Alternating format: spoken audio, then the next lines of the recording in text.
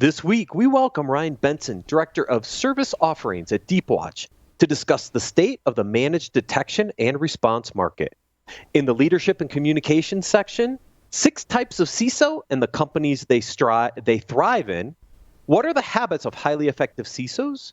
Cybersecurity is not a 4-letter word, and more. Business Security Weekly starts now. This is Security Weekly, for security professionals, by security professionals. Broadcasting live from G-Unit Studios in Rhode Island, it's the show where we explore the business of security to improve the security of business. Your trusted source for actionable insights on leadership, communication, and innovation. Get ready for Business Security Weekly. With over half of enterprise security budgets going towards detection and response in 2020, the challenge is investing in solutions that can migrate and scale with your business. ExtraHop helps security teams spot threats up to 95% faster and respond 60% more efficiently in hybrid and multi-cloud environments with cloud-native network detection and response. Kick the tires in the full product demo at securityweekly.com/ExtraHop.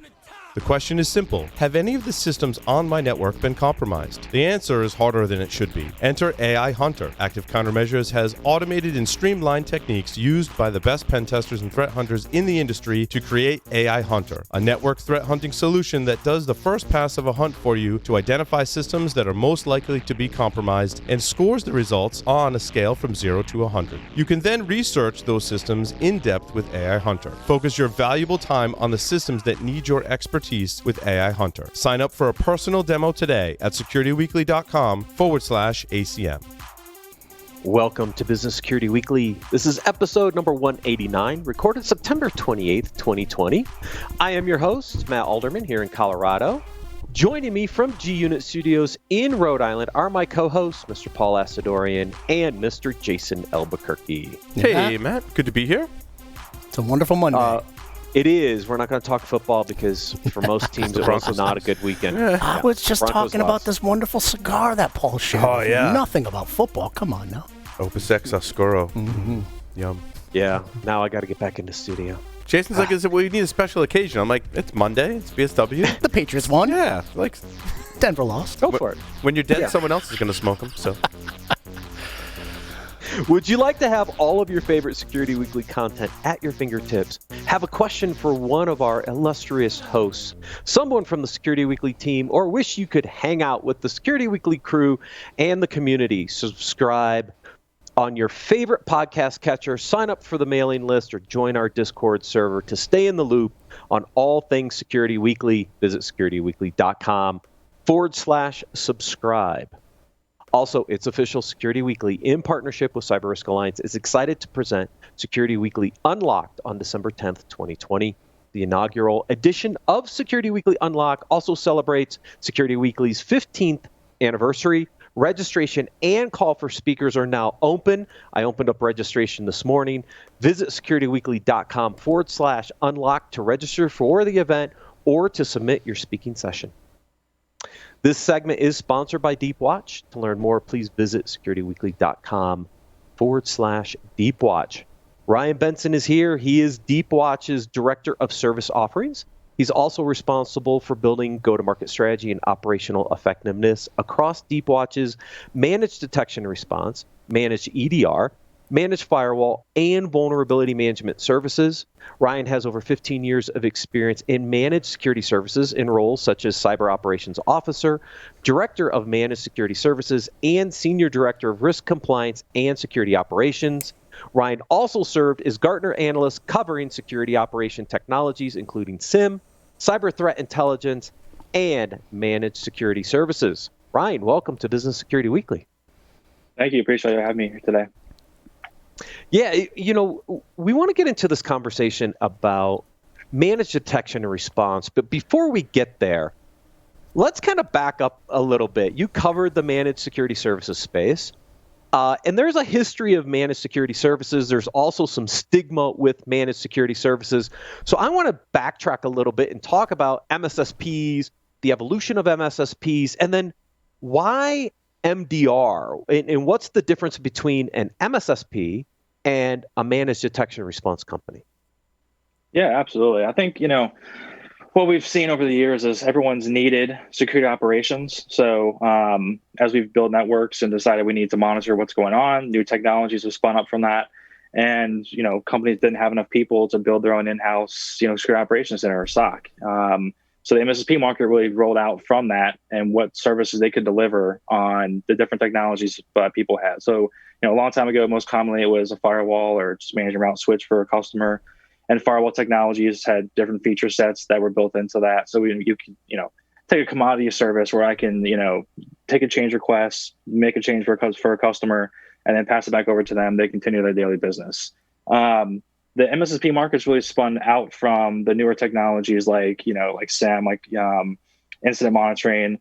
EDR is one of the technologies that's been really hot in the market for people who are using network detection and response. So MSSP really came about because there just hasn't been enough people available in the security market to do these jobs, and not enough money in each company to foundationally run them. From MSSP, MDR spun out from the necessity that we've kind of realized now that, well, if I'm monitoring your network, I'm seeing the logs, I have the intelligence, something happened, why aren't you doing something about it, right? If I haven't put in a preventative measure in place and I'm being attacked and I'm paying for a SOC as a service or, MSSP, why haven't you stopped that from occurring, or can you stop it right now? So detection and response piece of it's really spun out from the both capability to now be able to respond to those things, using an EDR tool where you can, send a command to an agent and be able to isolate communication to a device or kill a computer or kill a process. And now people are companies are really kind of expecting that as part of the service and part of the outcomes they're paying for to outsource to a provider. Yeah, because I remember the early days of MSSPs really going after the firewall, the IDS, and managing those devices, right? It was more of a monitoring kind of service than it was, it was some maintenance and some monitoring, but that was pretty much it. And we saw the MSSPs evolve and start to add some additional capabilities, right? They started to add some vulnerability management. Then they created some agent technologies or license and agent technology and started to do some aspects of EDR, but really they were still kind of monitoring. They weren't really taking kind of action or control, right, in the environment. And is that the big difference now with an MDR versus an MSSP? Because I'm assuming an MSSP can be an MDR, but an MDR is more than an MSSP? Yeah, see, I would definitely think of MDR as a subset of MSSP. And it has some additional capabilities, like when you have your own technology stack. If I can take in feeds from anything and be able to correlate what's happening and then do something about it, that may be something that company's built themselves. But traditionally MSSP covers a lot more things than what the MDR would. MDR really is just a spin out from that. And so there's been more investment and more companies popping up that are just doing MDR. But if you're just doing that thing, you're not covering the other components of what are necessary to run a security operations center. Like you mentioned, like vulnerability management, like managing the firewall. I mean, those things still exist today, and they're still just as important as they were in the past. Now we're just having the capability to add in a layer of response to those things. So when I think about it in a sense of response as a big R, little r, right? Either the little r being like, I could do an investigation and say well, I think this happened, so you should probably do this to fix it. Mm-hmm. Whereas big R would be, I saw something happen and I went ahead and stopped it from happening and then go back and do the investigation and see where else that was occurring. So I think what we're seeing is more companies are trying to get to the big R, but most MDRs are still at that little r. We just kind of see what's there and tell you what happens, as that's our response to the event. We haven't moved to the, really being able to do that holistically for companies. And I think that's the benefit, right? I mean, most organizations are looking for that full scope service. They want to have a service provider that can offer end-to-end support, right? They don't want just event monitoring. They don't want just move ad changes. They want that full scope service. And why not, our customers say this all the time, why not have one neck to choke? Right, we want to make exactly. and we want to make sure that we have in the more positive way to put that is we want one business partner. Right, we want a single business partner who's responsible for these set of activities, and it should be from an operations center perspective as full scope as it can possibly be, because they're under the constraints of not being able to find the talent. Mm-hmm. Right, and it's across the board. It's not just from the event management side; it's from all aspects of it. Right, so they're challenged. So let's have one vendor come in and do it all for us. Mm-hmm. Yeah, absolutely. And I think another thing too that built into that is that since we've had so many companies that had multi-vendor strategies and using different product sets, you kind of have two different MDRs that have come out on the market. One is, technology agnostic, just whatever you're using, feed it to me and I'll take from that. Or I have a platform myself, use my stuff, deploy my agents, and I'll take care of stuff for you. So there's really different use cases when it comes to it as well. So companies really have to understand that when they buy into it, because if you buy a company that gives you their stuff to use and run, and let's say don't provide a good service, well, now you're going back to stage one again because you're like, well, I want a new provider.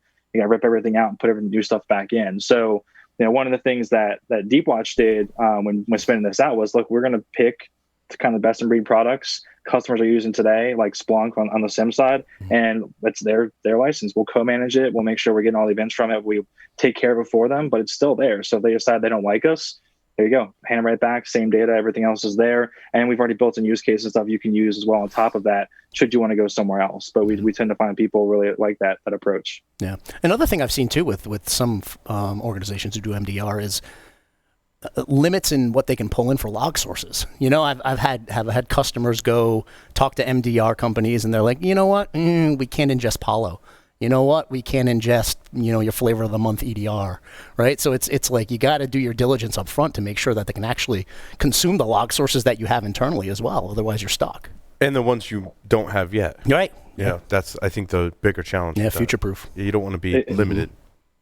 Exactly. I think that's what we're seeing now too, especially with everything that's happened in the last 6 months, is that all of a sudden digital transformations, moved up to 200 miles an hour. It was already going fast enough. But now it's like, oh, I really need to move to the cloud faster. I'm already running apps up there. How do I monitor all this stuff? Right. And yeah, if you don't have a product set that can ingest that, then you're kind of stuck. You got to spend more money. But on the other side of that, one of the things that I think is really cool about what Deepwatch has done with our products, we're not just a service. We also have a suite of products that we've launched as part of this. And Lens is one of the products that we've launched as part of this, is looking at the maturity of SecOps for customers and saying, look, yeah, you have all these data sources. Which data sources mean the most to you to be able to feed into the SIM and other product sets? What do we need from them? How can you best use them? And if you're not ingesting something today, or you want to, let's say we want to start ingesting EDR data tomorrow, what does that actually gain you as far as maturity in your SecOps program and what you can do with it? Yeah, one of the questions that came in Discord, right? When you think about the MSSPs, there's a magic quadrant. So you can evaluate the vendors across the analyst reviews, right? And you used to do this over at Gartner, I think, as well, Ryan. Are there similar evaluation criteria for the MDR market now? Or is it still kind of hit or miss on how do you evaluate the different MDR solutions that are out there?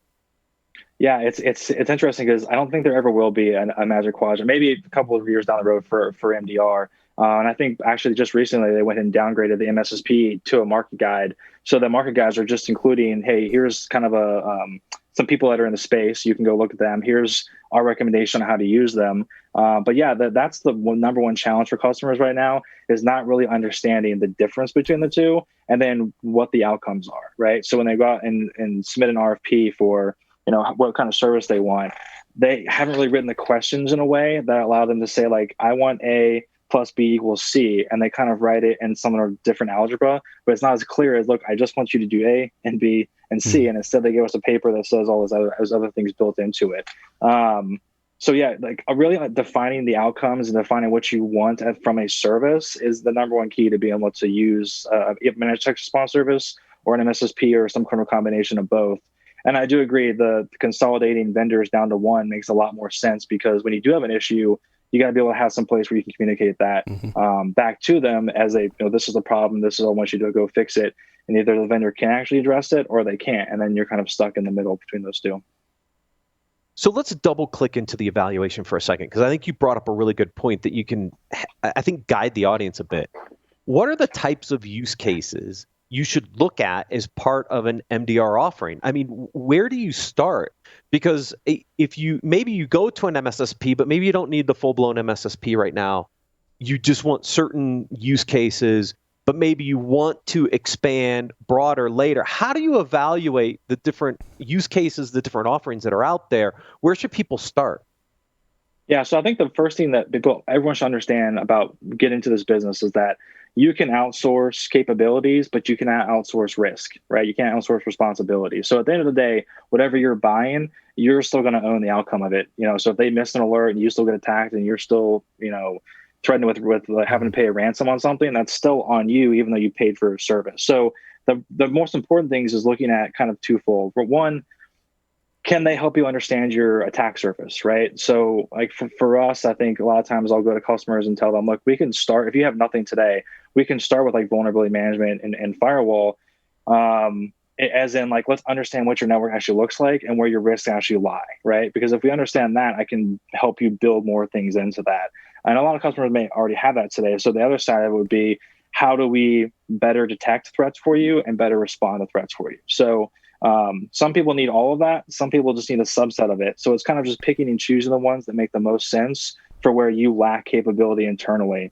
And I think a big part of that when we start talking about response for customers is, I think there's a misnomer that, buying the MDR is incident response for customers. And well, in one sense, it's basic incident response. Like we can take an action to help you stop something, but those other components that go into that, to doing the investigation and forensics and everything else, that's a whole separate piece of that. So really piecing apart the things you would need as part of a full-blown security operations program, understanding what you actually can outsource and what you can't, will help customers kind of move down that path in a way that makes more sense and they can consume it more easily. Yeah, and that's an interesting point, Ryan, because in many cases, if you have to kick into your incident response program and it's something that is affecting the business, many times you're going to go to your cyber insurance, right? You're going to hit your cyber insurance, and at the end of the day, you just can't bring in your own incident response company. You have to, it's like auto insurance. You have to go by the carrier's list of approved vendors, right? So right. That's a place you probably don't want to teeter into, right? Because you don't want to overstep your bounds as an MDR company. You want to guide the customer, right? And have that level of thought leadership for them and say, hey, listen, now it's time to engage your cyber insurance so you can get an incident response company in here. Right, exactly. And I think it's thinking beyond that too, because I mean, even when you buy, if you buy insurance for anything, like if they're going to do an investigation and see how it happened, and if it's not clearly in the lines they delineated for what we're going to pay from what we aren't, I think this is like kind of famous. A lot of people or vendors out there will say, hey, we have $1 million breach insurance for this, use our product and it's there. Well, if you're in the fine print, like you have to have a certain number of products, you have to use a certain service from them, has to be within a certain number, like they have had, the thing that the first where they breach occurred, had to have been under their control and they were monitoring it. Like it has to be clearly they're at fault before that money kicks in. So I think falling back on that, cyber insurance is a good thing to have as part of this, but you have a lot more responsibilities in front of that before those things really kick in, or you can even use them if they can even cover the thing that happened for you. No, agreed.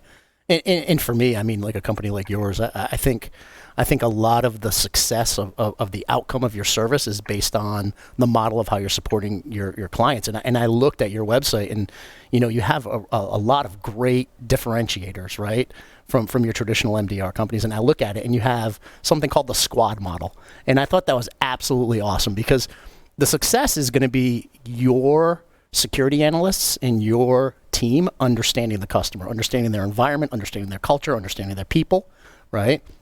And that makeup is really cool. You have a squad leader, kind of like that level, that service level manager, kind of heading up the team.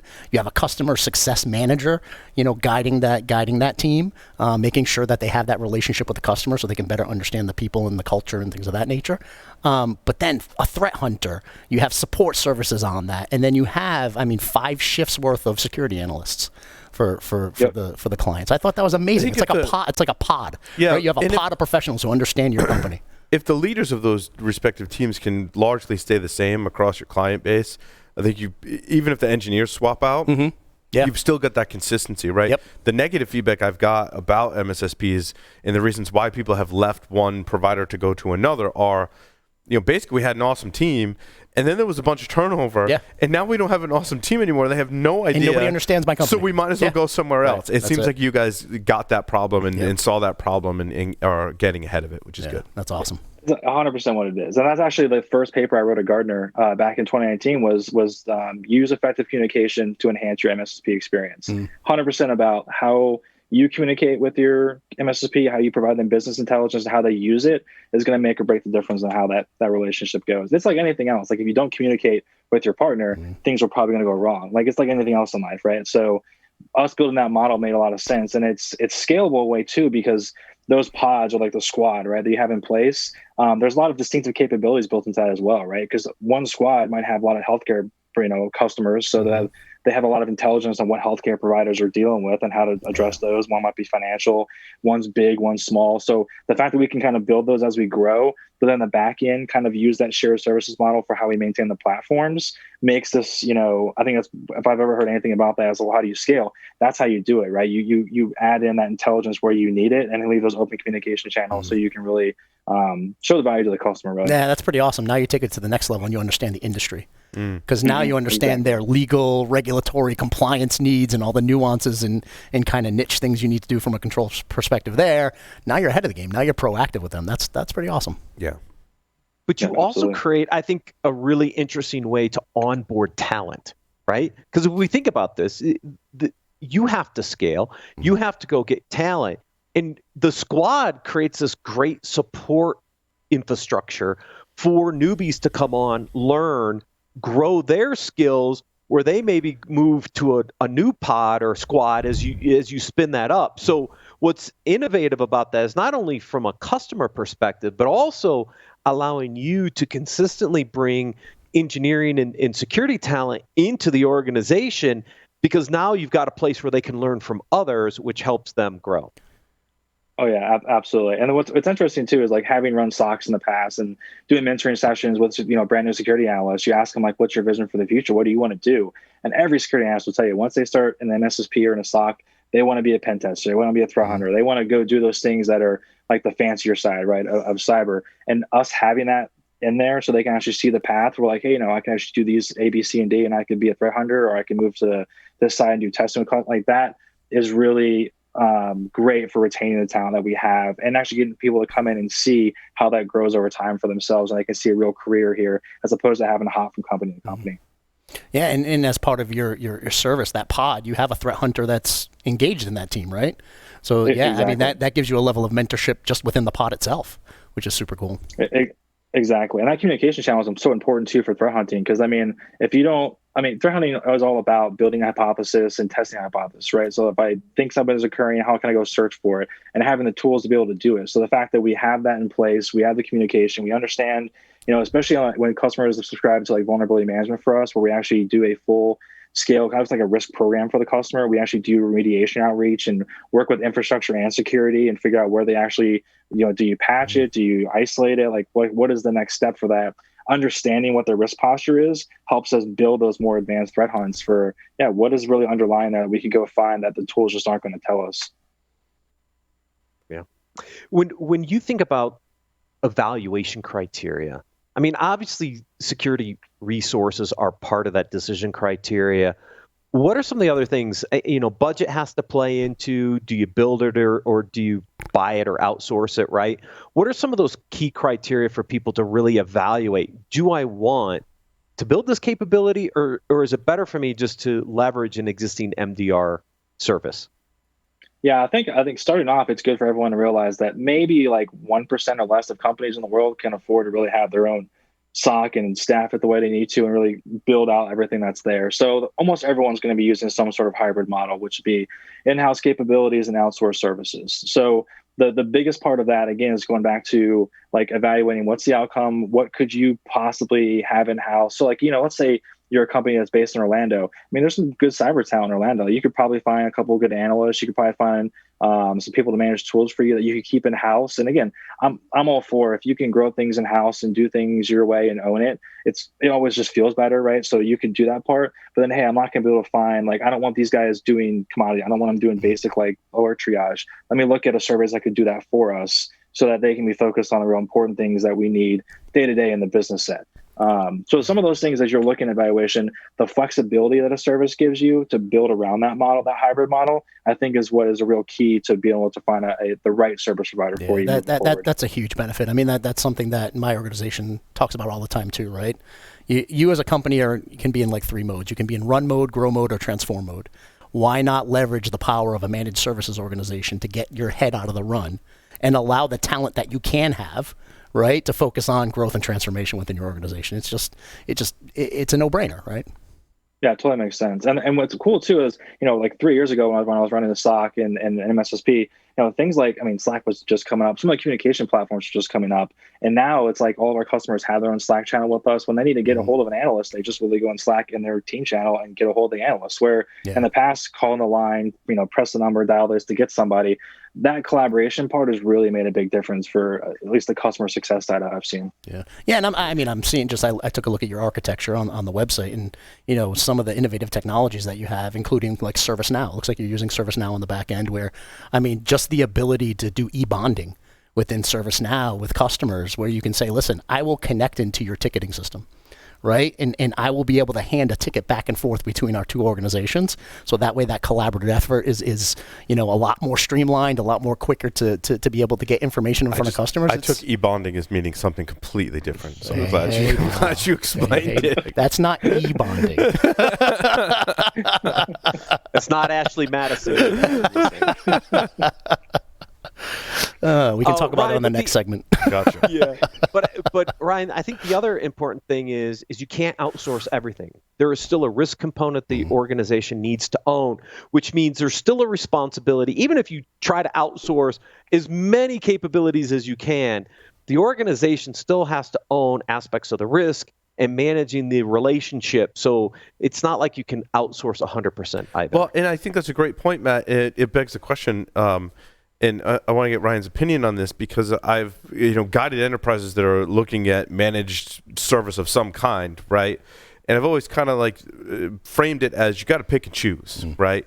Pick and choose stuff that can be outsourced more easily than other stuff, and that decision is going to depend on what you're really good at in-house, what you want to do in-house, and what you don't want to do, and maybe that leads you to what you should outsource. So, like, Ryan, how do you guide people as to picking and choosing maybe what's the best things to outsource?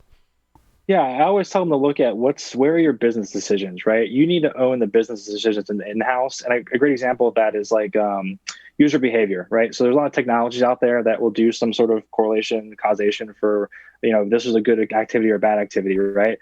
Someone in the business still needs to decide if that was good or bad, right? Like they're the ones that either own the computer or they're in that network and said like, well, yeah, like, Susie shouldn't have had access to that. We need to go fix that, right? Someone has to make that decision. So when you're looking at what to outsource and what to keep in-house, you want to keep those business decisions in-house. It might be one person, it might be 10 people, whatever that is, part of the organization, but they have to own that. And that is where the risk lies. And that's where the risk tolerance is built into it, because they have to make the determination of, what, that's okay for that to happen, or, we can let the provider make that decision. We want them just to block things that are bad for us and tell us that they did it, and they want to run it that way. So every organization has to make that choice consciously and know that's part of the decision-making process.